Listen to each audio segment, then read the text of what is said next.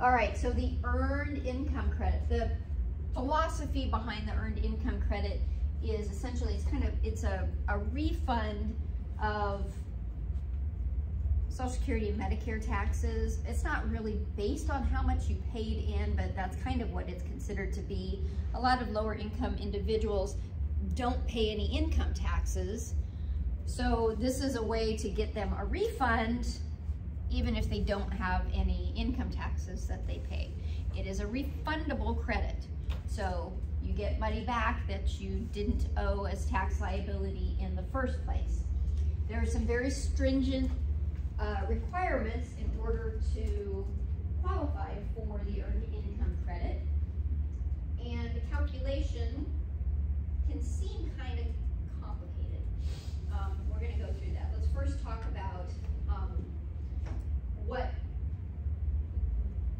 it's called the earned income credit. So obviously, as only pertains to a particular type of income, and that would be earned income. Income that is subject to Social Security and Medicare tax, whether that's wages or self-employment income or partnership income as well. Partnership income that's in the form of guaranteed payments or in their distributive share of income as well. If it's subject to Social Security and Medicare tax, then it's considered earned income. Things like dividends, interest, passive income is not subject to Social Security and Medicare tax, so it would not be included in for purposes of the earned income credit. Now, this is one of those areas, one of those credits where, you know, there's a lot of tax fraud that goes on, right? Usually with tax fraud, you're trying to reduce your income, right? You're trying to reduce your income somehow so that you get a refund that you're not otherwise entitled to. The earned income credit is funny in how it works, in that as income, think of this as an access and the credit here. It starts out, well, it starts out at 0. As income goes up, it has a bell curve to it. And it flattens out at the top and then it starts to come down. Which means if your income is low, too low, it's going to reduce the amount of credit that you receive. If you can get your income up to a certain level, you're going to maximize your credit. And then once your income, sorry, I have this backwards. Income's down here, credit's here. I'm not a mathematician. Credit, income. And then as your income goes up, the amount of your credit is going to go down. So this is one credit where there actually could be motivation to increase your income. Because if your income is really down here, but you want to maximize that credit, you may manufacture income in the form of self-employment income to get your income up to this level where you can get the highest amount of credit. So, and there is a lot of fraud that goes along with this credit because it's a very generous credit. And the maximum amount that you can have is close to $7,000. It is dependent upon how many qualifying children, if any, that you have on your tax return, as well as being dependent upon your income. So who are qualifying children? So one of the following: son, daughter, grandchild, or a descendant. So great-grandchild, great-great-grandchild, depending on how old you are. Stepson or stepdaughter or a descendant of either of those. Eligible foster child. So that would be someone the taxpayer cares for as their own child and who is a brother, sister, stepbrother, or stepsister, or a descendant of one of those, or placed with the taxpayer from an authorized placement agency, or an adopted child. So those are the definitions. Brother, sister is not on there, right? Son, stepson, stepdaughter. So we're talking essentially about, unless they're a foster child, then your brother, if your brother is a foster child of you, then that will count. In addition, they have to live with the taxpayer for more than half of the year, and they have to be under age 19 or a full-time student up to age 24. So that same requirement for qualifying child, right? They have to be younger than the person claiming the credit. They cannot have filed a joint return unless they're only doing that to claim a refund. And they have to have a valid Social Security number. Now, like I said, you don't have to have a qualifying child, but it reduces the amount of credit when you don't. If you don't have a qualifying child, you have to meet all of these criteria. And by the way, the child has to meet all of these criteria too. So you, as a taxpayer, have to have principal place of abode in the U.S. for more than half of the tax year. You have to be older than 24. Okay, so this is, again, there was one provision here that was only for 2021. Usually, you have to be older than 24, but younger than age 65. This younger than age 65 essentially prevents retirees whose income may be low, but they have significant enough assets. You know, retirees a lot of times will have a little bit more control, can have more control over their income, especially if they're wealthier. They just don't take as many distributions from retirement plans. It prevents individuals who really aren't economically disadvantaged but are retired from using this credit. But older than 24, younger than 65 by the end of the tax year. In 2021, though, they reduced that age to 19, and there was no maximum age. But again, that's only for 2021. You can't be claimed as a dependent of somebody else. You cannot be a non-resident alien for any part of the year. All right, so how do we calculate this? We need this table. And actually, this calculation here is probably a little bit, well, we need the table to reference it.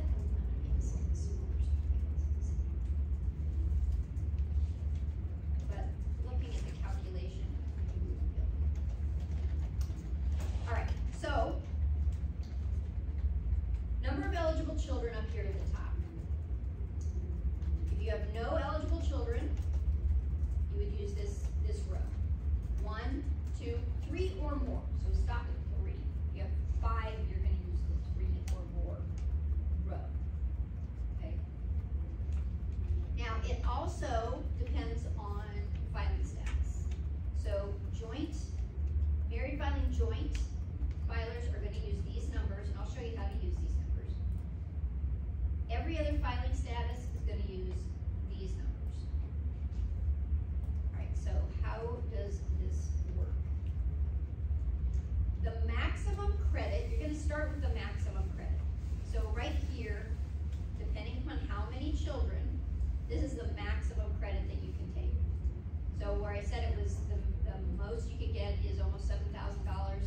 That's if you have 3 or more eligible qualifying children. So this is the maximum credit. So if you don't have any children, the maximum credit you're going to get is $1,502.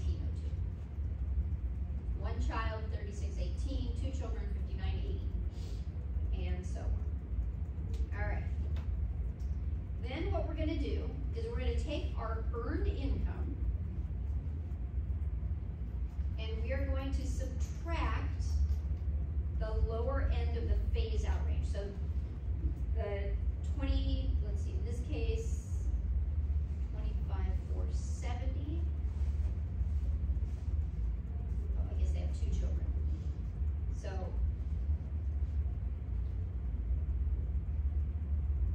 we're going to take the, if the income was, let's say, $30,000, we would then subtract the 25,470, and we would be left with $5,470. Then we take that result and multiply it by the percentage. Okay? So down here, and we'll go through a couple of examples as well. Maximum credit, start with the maximum credit. Subtract the earned income, and it's the earned income. So it wouldn't be total income, it's all the earned income, minus the bottom of the phase out range, and then multiply that result by the percentage here. Subtract that amount from the maximum. So let's take a look at that. Let's think of some numbers.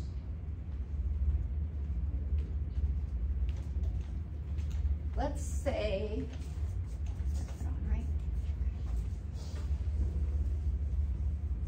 I figured out the secret to erasing. Don't use the black markers. Something about the black markers. It looks like a total different board. It looks like a total different board. I know. It's I don't know if the red does the same thing, but it's weird. And it did the same thing in my other class earlier because it's got the same problem with the board. All right. So let's say we've got a married filing joint with 3 kids, and their earned income, call it earned income, is $40,000. All right, so first thing we're going to do is take the maximum EIC, which is 6728, right? Then we are going to take the earned income minus the where the phase out starts. So 40,000 minus 25,470, and then we're going to multiply that result by 21.06.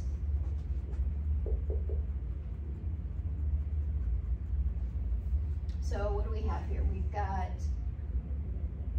14,530 times 21.06%, which gives us what?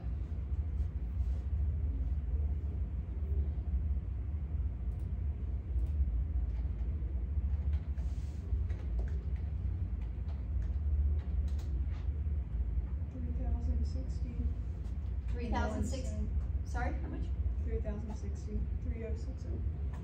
All right. So now we're going to subtract that 3060 from the 6728.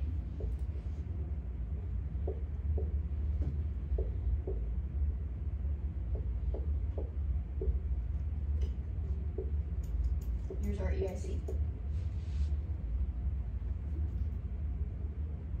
Let's do another one. And then I'm going to show you an easier way to do it. All right, so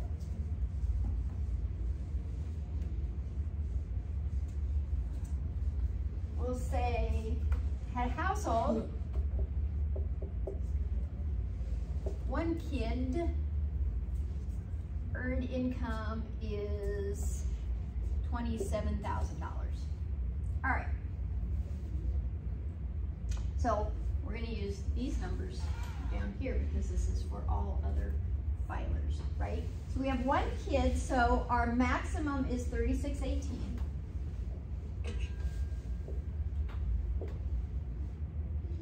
And then we're going to take the 27,000, this down here, 27,000 minus 19,520.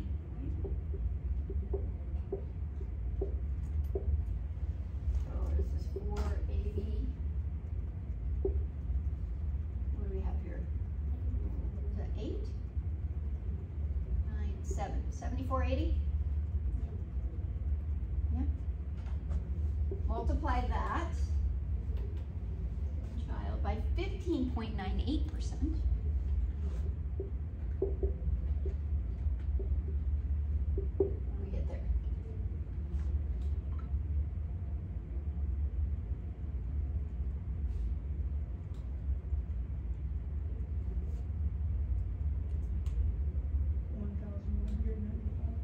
One.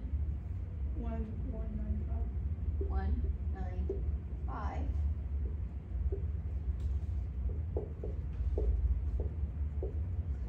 3, 1, 2, 4.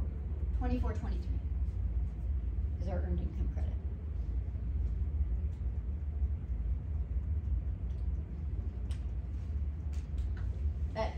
The chart looks a lot more complicated than the calculation actually is. They've got some factors on there that you really don't need in the calculation, so.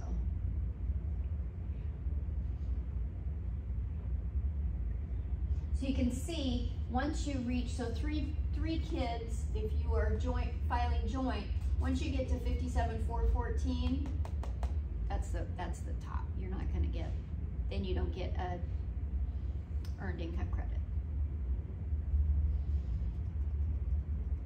If you're head of household or another filer with 3 kids, that's your max.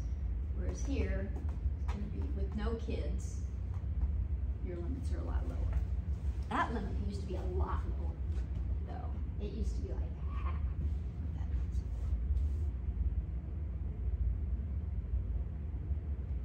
that. Okay.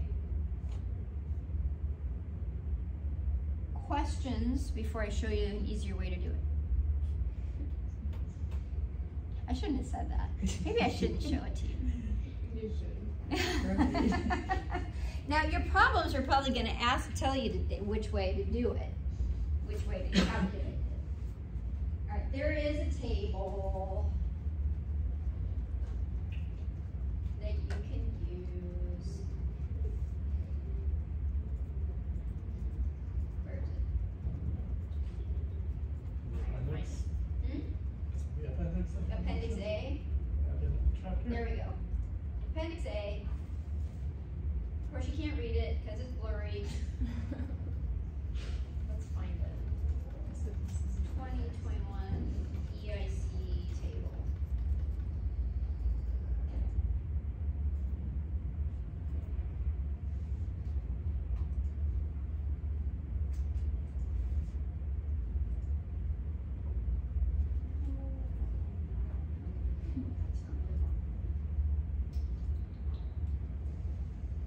Does that thing have a? Does the appendix have a? This is not a tax. 2021 earned income credit table.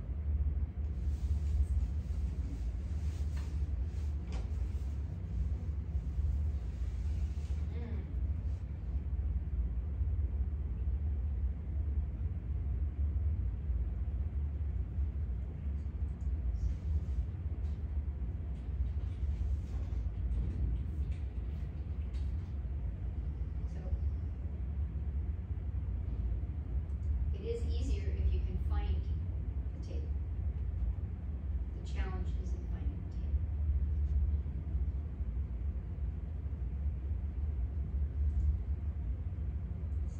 Applications, probably no applications. It is. Five 596. Down to page 33. Which page? 33? This is this. All right. Everything else is expression sensitive. Gotcha. All right, so page 33, after 14 clicks. All right, so here is, I'm gonna make this bigger too. So we've got head of household, 1 kid, earned income 27,000. All right. Filing status, income range, number of kids. Let's see, 27,000. Scroll down to 27,000. Okay, so just like the other tables, you're not, if it falls right on the line, use the second one. Head of household, 1 kid, 27,000. So here's 2418. Close, 2423, within $5. Because again, this is a range. This is a $50 range, so it's not going to be exact. Whereas our calculation is exact. So I want to show you what I meant by when I put that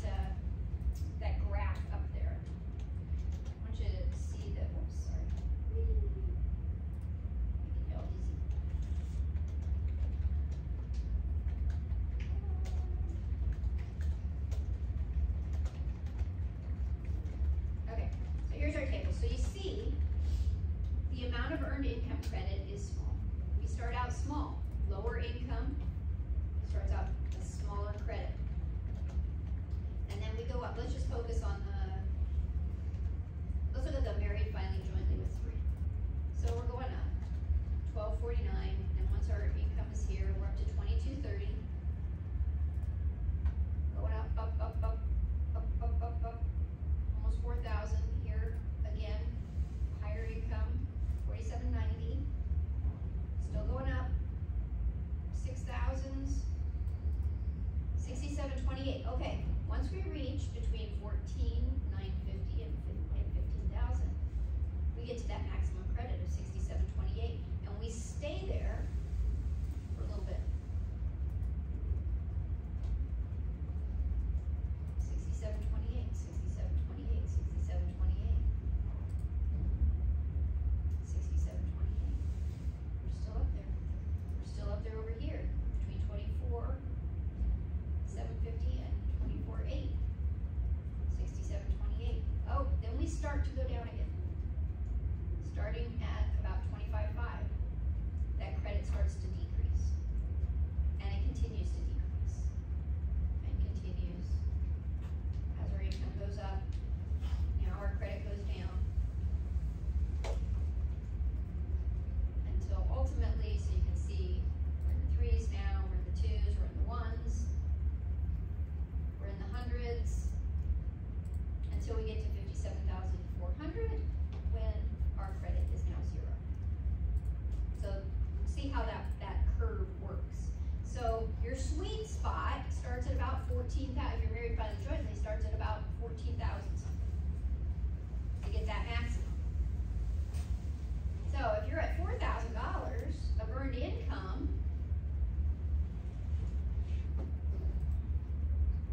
if you were at 4,000, let's say you're married filing jointly at 4,000 with 3 kids, your credit is going to be 1811. But if you add $10,000,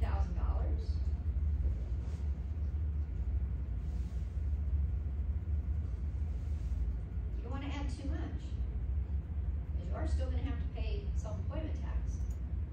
14,000, now you're at 6728. Minus 1811.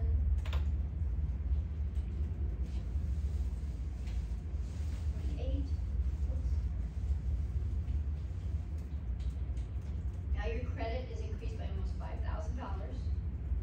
If you've added $10,000, yeah, you're going to have to pay some self-employment tax, right? But whoops. Right.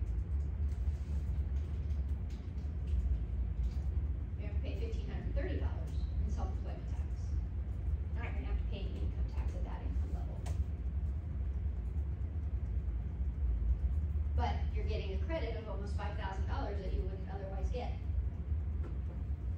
So you're netting $3,500. You can see the incentive there to increase income artificially. By the way, that's still tax fraud. You can't make up income and put it on your tax return. Okay, let's see, where did we go?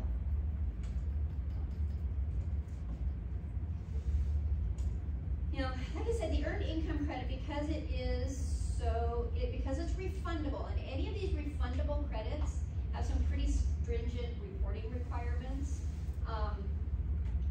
Even the tax preparer has to attest to the fact that they have verified information to make sure that you are qualified, or the taxpayer is qualified for the earned income credit. If they don't verify that information, and it turns out that there was false information used, the tax preparer gets fined.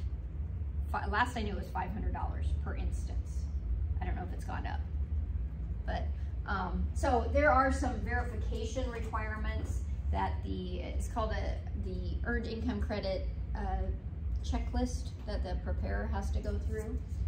And just to make sure. So they have to rely on some documentation that the taxpayer provides. And this is part of the earned income credit schedule. This isn't really the calculation here. This is just kind of information about the qualifying children.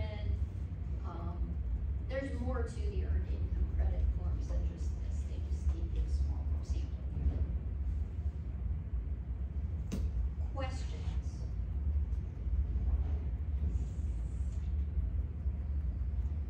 No? Use this as a guide if you have to calculate. I think this makes it, this and this, but it's hard to remember sometimes. Okay, which lines am I supposed to use up here? This gives you a good guide as to which ones.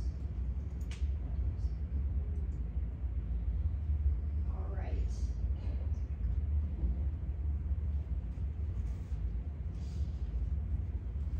Last one. Last credit.